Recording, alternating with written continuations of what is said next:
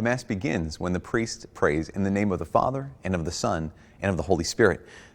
As he says this, we all make the sign of the cross. It's something you've probably done instinctively for years, but it all means something. Even the way you hold your hand means something. Now, in the West, we hold our hands like open hand like this, because the open hand is a sign of blessing. It's a symbol of blessing. So we, in a sense, bless ourselves.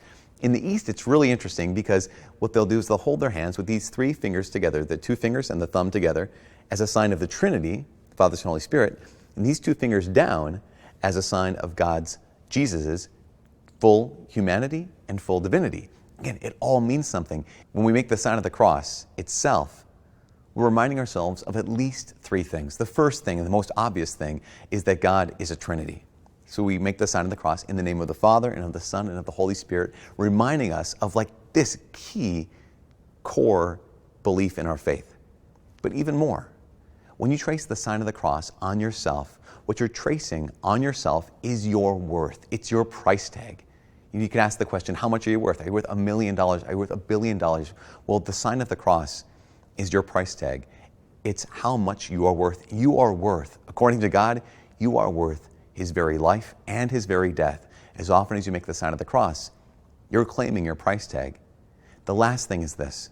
So many people kind of lose their story in life. They don't know why they're here in life. They don't know the meaning of life. Well, there's this old book back in the last century called the Baltimore Catechism. And in it, it asks a couple questions. And the first question is this: who made you? Well, the answer, God made me. But the second question goes to the heart. And the question is, why did God make you? The answer is God made me to know Him, to love Him, and to serve Him in this life so as to live with Him forever in the next. As often as you find yourself kind of not knowing the meaning of life, or not knowing, does your life have a purpose, or do you have a story, you can make the sign of the cross. And it reminds you that you're here for a reason. You're here to know God, to love Him, and to serve Him in this life so as to live with Him forever in the next. That's all wrapped up in that sign of the cross.